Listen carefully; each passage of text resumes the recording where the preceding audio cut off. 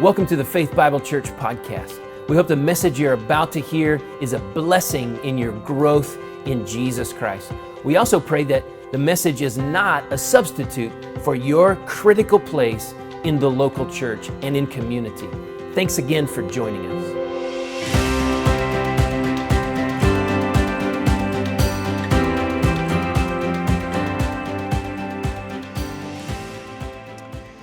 The Chronicles of Narnia are very close to the heart of the Pollocks and in the Pollok home. Many of you may be familiar with that series of children's books written by C.S. Lewis, the only books that he wrote to kids. Probably you're familiar with the second book, the most famous, The Lion, Witch, and the Wardrobe. In that story, there is a moment that I find more encouraging and intriguing than all of the other moments in a great, great book. There are 4 Pevensey children introduced in the very first line. It's Peter, Susan, Edmund, and Lucy. They're moved away from London during the air raids of World War II, off to an old house of a professor, where they are given free reign of the grounds, except for when it's raining on a few days and they have to occupy themselves in the house. One thing leads to another. Now, in Narnia, this world, apart from ours, several things happen. Edmund, the third oldest, or the third in line, when he stumbles into Narnia, he doesn't meet good people, as Lucy did the first time, but he meets the White Witch.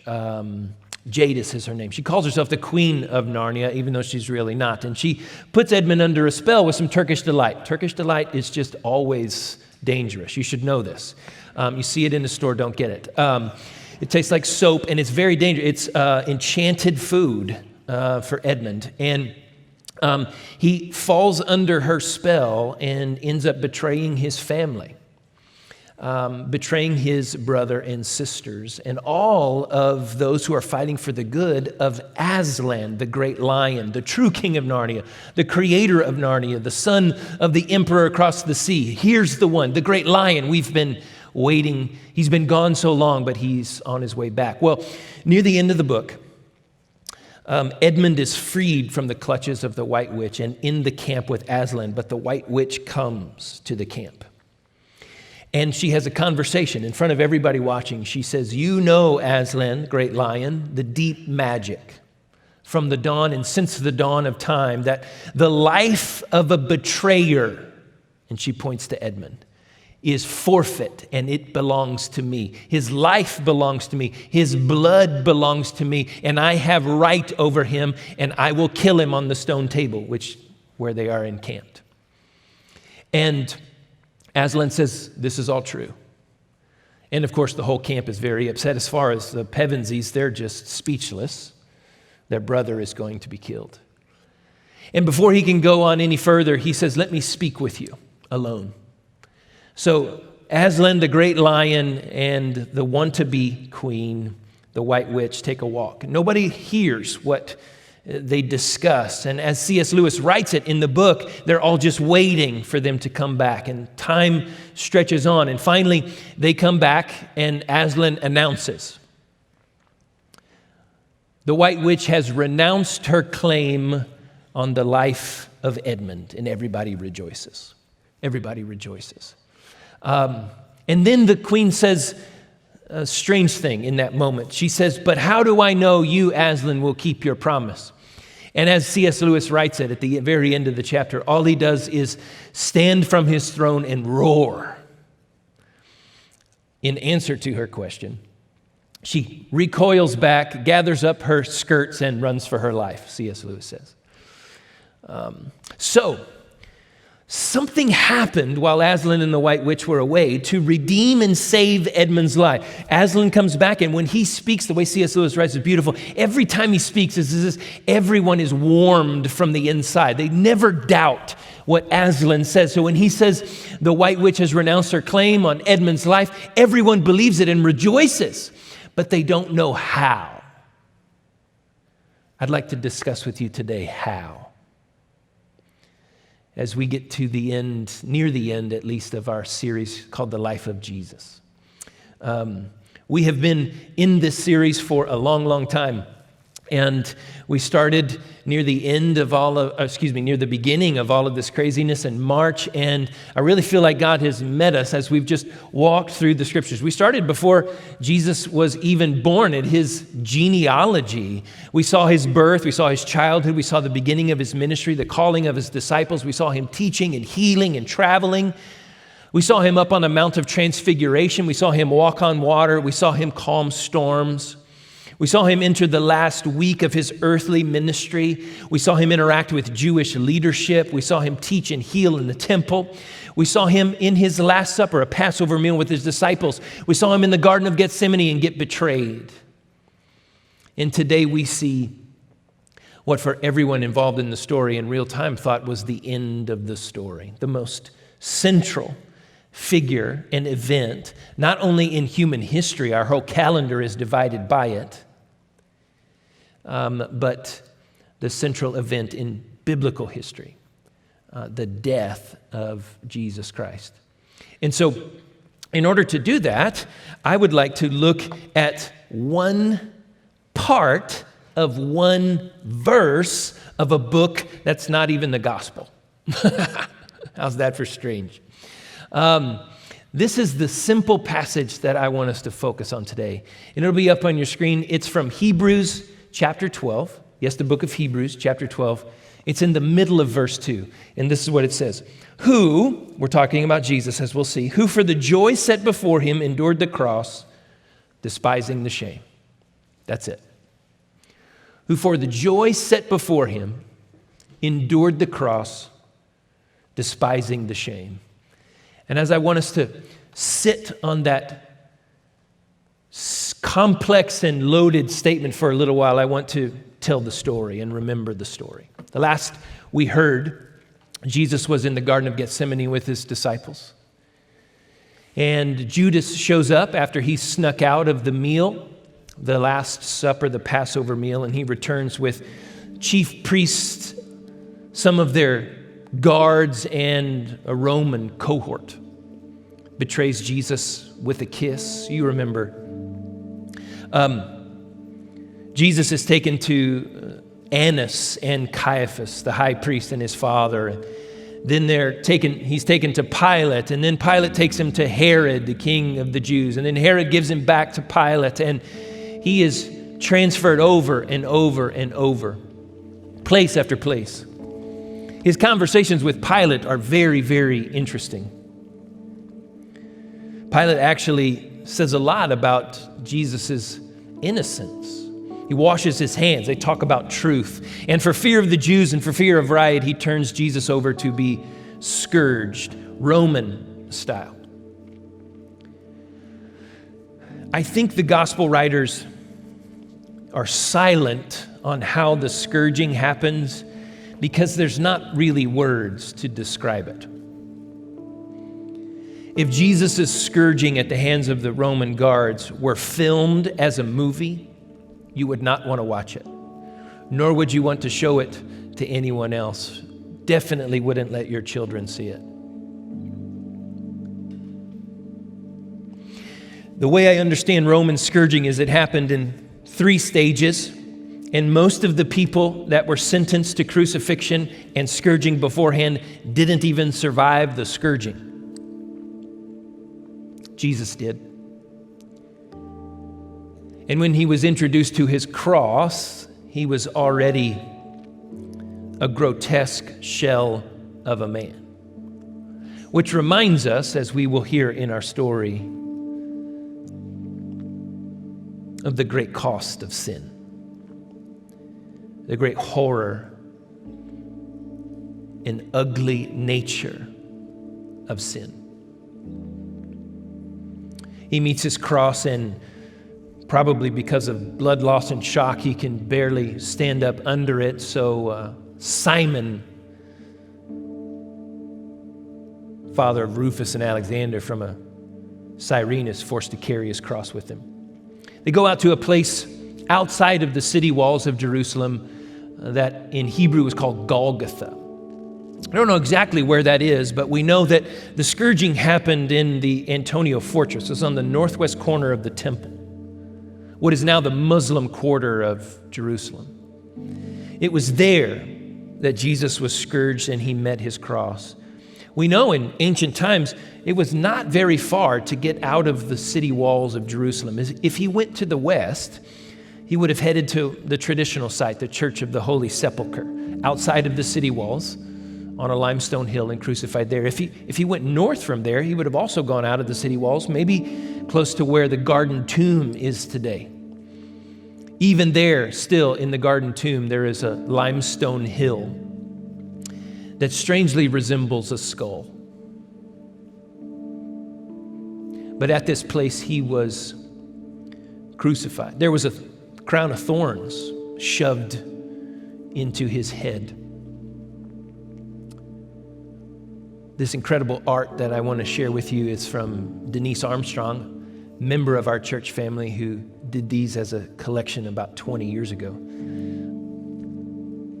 They beat him, mocked him, spit at him, called him names all the while.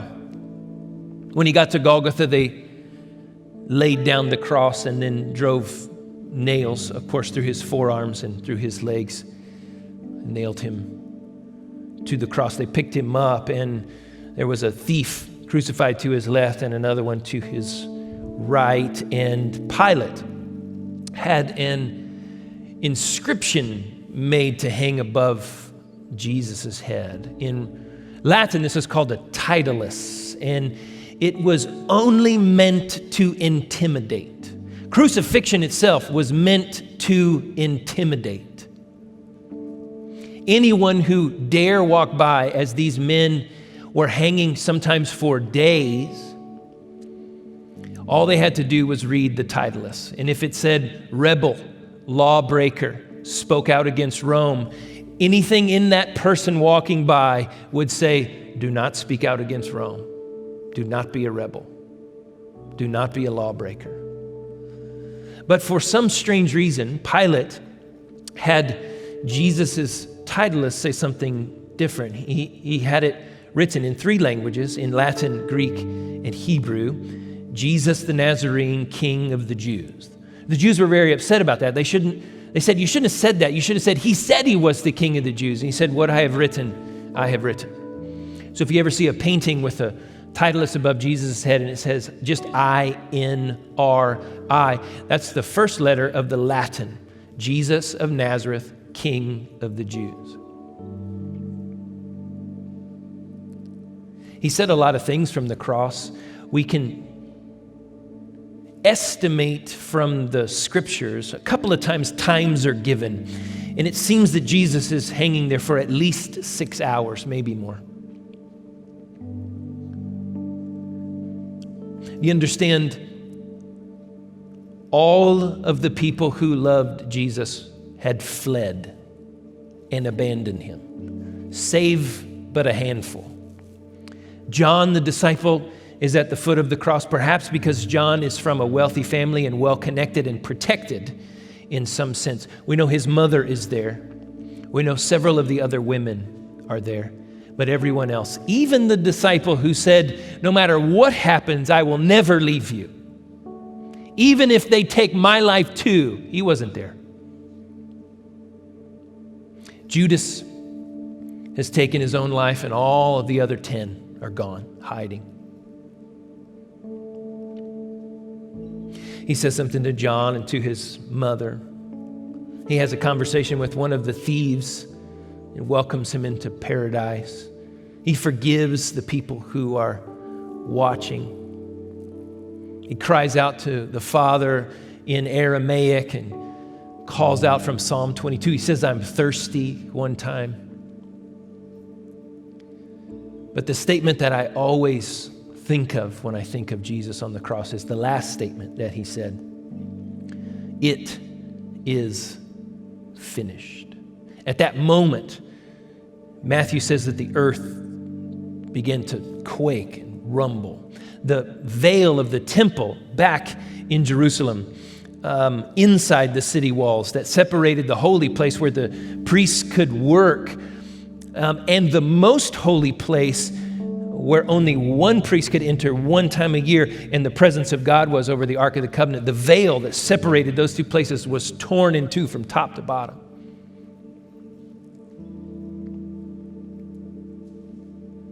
It says tombs were opened. The sky grew dark. The very creation itself is mourning the death of the eternal Son of God, the Creator. Watching all of this is a rather skeptical, in my understanding, a rather skeptical Roman guard. And his conclusion, this truly was the Son of God. That's the story that we remember today. If maybe not for the first time, we celebrate and remember it again. And our access point is a unique phrase in Hebrews chapter 12, verse 2. So I would like to talk to you about Hebrews chapter 12, just the middle phrase, verse 2. Jesus, who for the joy set before him endured the cross, despising the shame. Who for the joy set before him endured the cross, despising its shame. Just 12 or 13 words, I hope, is seared into your memory when you leave here or turn off the online stream today. Who for the joy set before him endured the cross, despising the shame. I have a question for you. What kind of joy was set before Jesus? Think about that. Who for the joy set before him. We'll get to the other words. This is a loaded statement. Lots of big words. Joy, endured, cross, despise, and shame. There's lots of big words here. Joy. What kind of joy would be set in front of a person for them to willingly accept what he knew would come? And let's not forget, besides the physical pain which I have expressed to you, there was layer upon layer upon layer of other things. I don't know if you know how you die when you're crucified. You don't die from blood loss. Most people didn't die from even cardiac arrest or heart attack or things like that. Crucifixion was evilly designed by evil people to be humiliating and excruciatingly long. A person who was crucified died by suffocation. This is why the Romans went up to the thief here and the thief here because it was getting dark and it was about to be Sabbath and we wanted it to be over with, and they broke their legs so that they couldn't push up in order to get a breath. If they can't push up to get a breath, they suffocate more quickly. They came to Jesus and he was already dead. So they pierce him in the side, probably his cardiac sac is filled with fluid around, and so water and blood come out, which is a clear indication this is not an unconscious person. This is not someone who's faking it. He is really dead, and it was meant to be long. It was meant to be excruciating. He died because he couldn't catch a breath.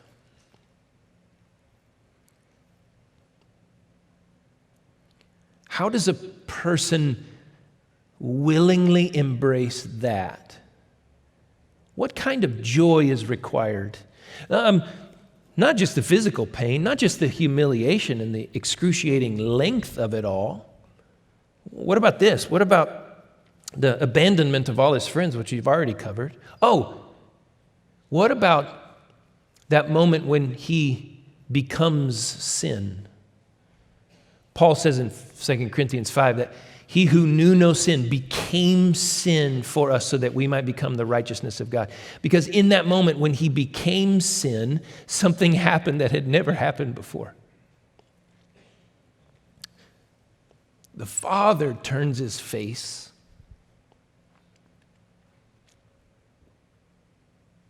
Do you understand? For all of history and for an infinite amount of time before there was a thing called history, there was a God.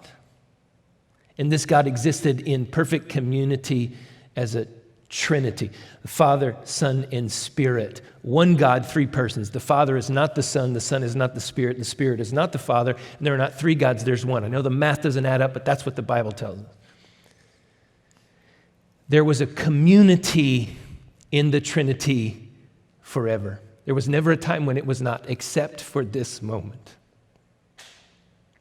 The Trinity itself was disintegrated when Jesus became sin and the Father turns his back. What kind of pain is involved in that? And what kind of joy must be set before someone to willingly embrace that kind of pain? I've thought a lot about it, and I only have one answer.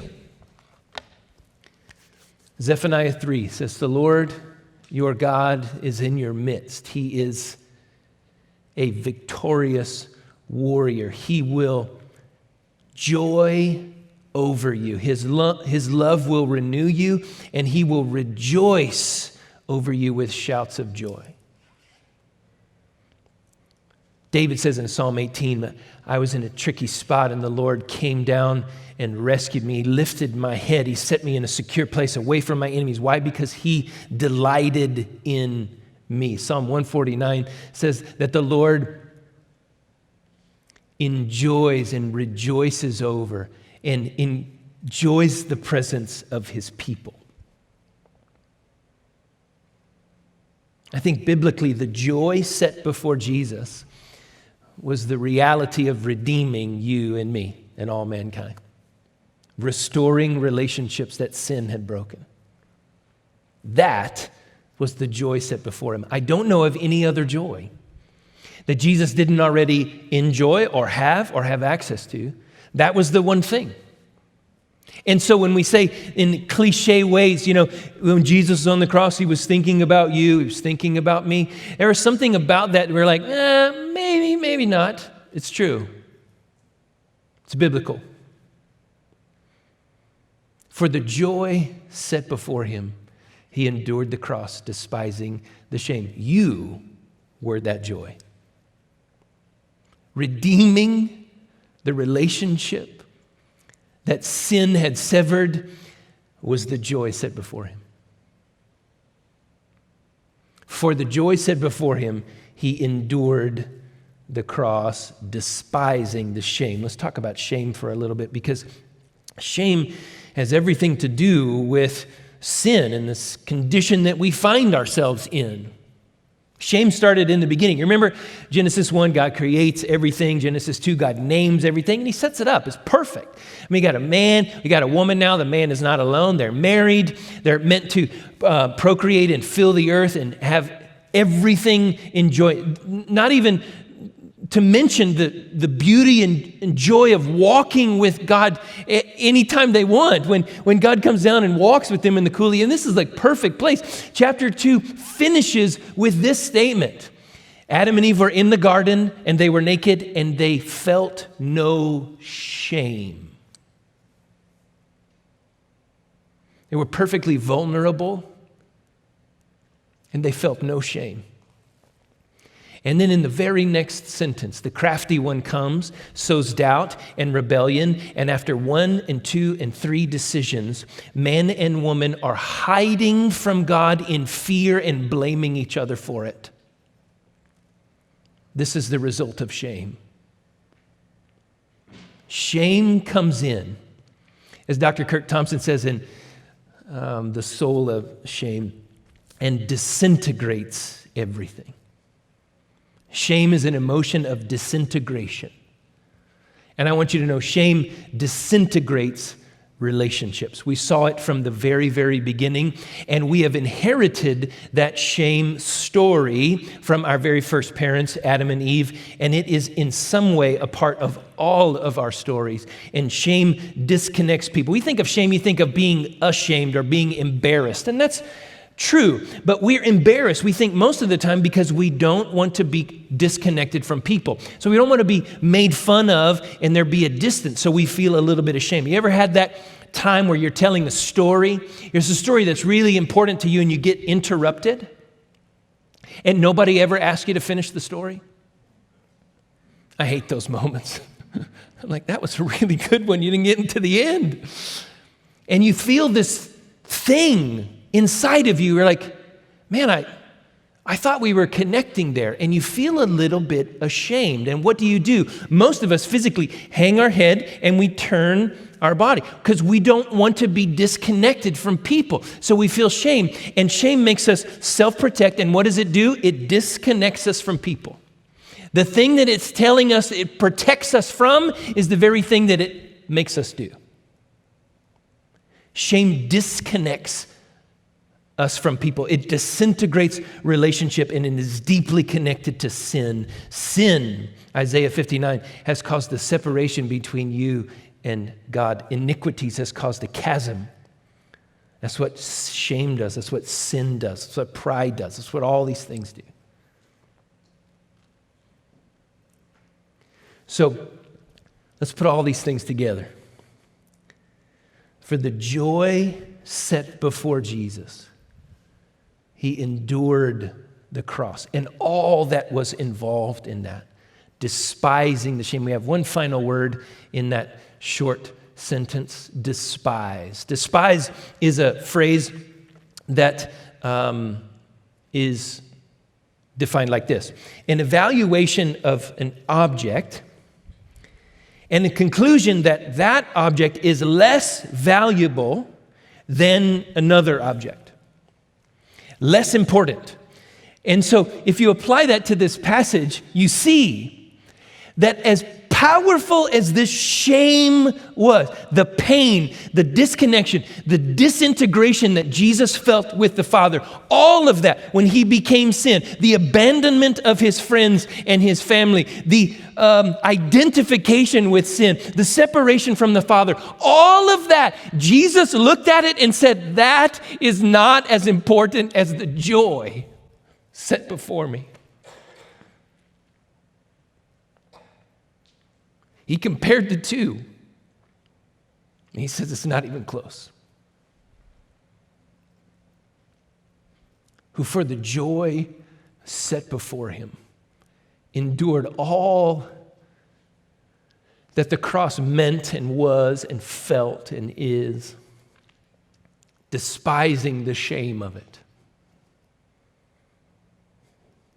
I'll put it together by saying this: Jesus willingly embraced separation so that your shame could die. The disconnection that sin breeds in us, the shame that we feel because of sin and our flesh and the devil and the curse, Jesus willingly embraced that and more, became that and more, so that our shame could die and not be any more a part of our story. I want to invite you to do something by way of application. And by way of application and hope, we'll finish out Hebrews chapter 12, verse 2. We'll put the rest of the phrase up there because it doesn't start this way. It starts by saying, fixing our eyes on Jesus, the author or pioneer and perfecter of faith, who, for the joy set before him, endured the cross, despising the shame. And then look how it ends, and has sat down at the right hand of the throne of God. This comes back from the beginning of Hebrews where he's talking about that. The last phrase gives us a lot of hope, doesn't it? And the first phrase gives us a lot of application. Fixing our eyes on Jesus, the pioneer and perfecter of faith. So here's what I want to ask you to do.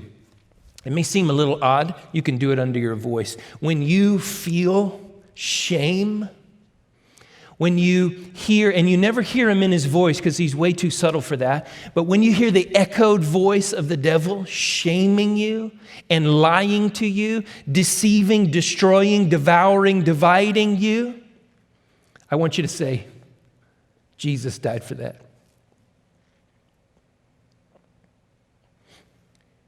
And when you feel separated from another soul, whether that's your spouse or your kid or a friend or a coworker, when you feel estrangement happen and shame that disintegrates and disconnects people and separates, I want you to look at that and say, Jesus died for that. Which means that it doesn't have to be anymore. It doesn't have to be.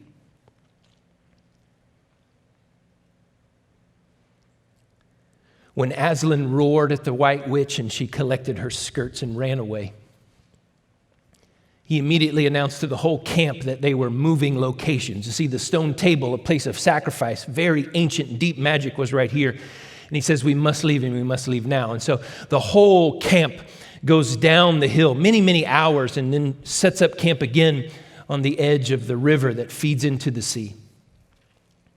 And they have a great feast there. And in the middle of the night, Lucy and Susan, the two Pevensey girls, second and fourth, they couldn't sleep. And they come out of their tent and they see Aslan walking back up the same route that they came down. Seems like he's heading back up through the woods on the long journey back up to the stone table. So they sort of sneak behind him. Of course, he knows and he welcomes them alongside. He looks different. They ask if you're okay, if he's okay. And he says, I'm sad and lonely. He says, I would appreciate the company. And he invites them to touch him. They haven't touched him yet. And they've wanted to run their fingers through his golden mane. Ever since they first saw him, they thought of that. And he allowed it. And so they just sort of embraced him as he walked. And they talked together.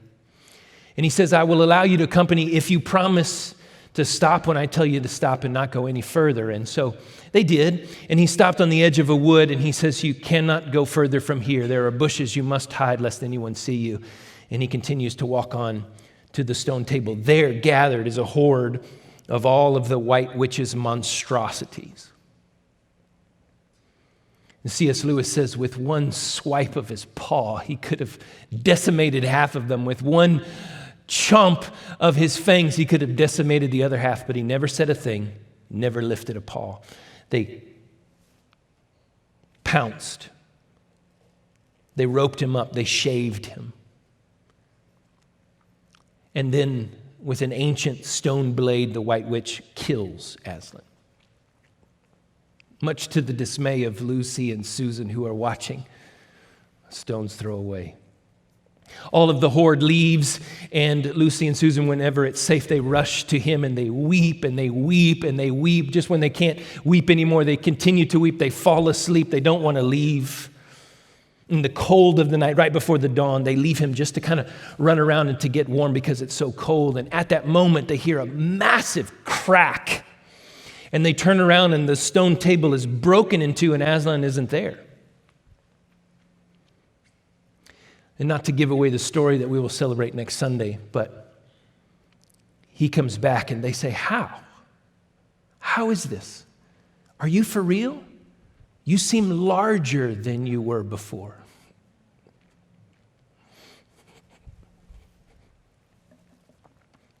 He said the White Witch knew the deep magic from the dawn of time.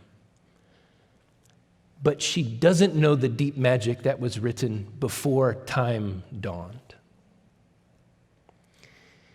If she did, she would know that a willing victim who had committed no treachery, when he substitutes his life for another and willingly dies, that the stone table will be broken and death itself will start working backwards.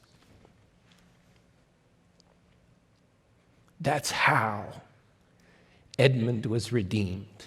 No one knew it then, but Aslan substituted his life for Edmund's. He willingly embraced the separation so that their shame could die. That's the story of the cross, and I invite you to make it your story if it's never been. If you're listening today, or if you're here today and have never understood why Jesus had to die, and he did have to die because sin is so ugly it must be paid for. The author of Hebrews tells us in the beginning that he suffered this crown of glory and shame so that by the grace of God, he might taste death for everyone else. That when we place our faith in Jesus Christ, his death pays for our sin, and that offer is available to you today. So that you can say, I trust you, I believe you are the Son of God and that you died for my sins. And in the next moment, I thank you for the free gift of eternal life. I thank you for dying, willingly embracing death to save me from eternal death and so that my shame could die. That's the gospel message, and I invite you to it today. It sounds simple, but it's definitely not cheap. It costs God everything, but he offers it to you for free because of Jesus' payment. Shame wants to disintegrate everything. Jesus came and embraced the cross, despised the shame for the joy set before him. You are that joy.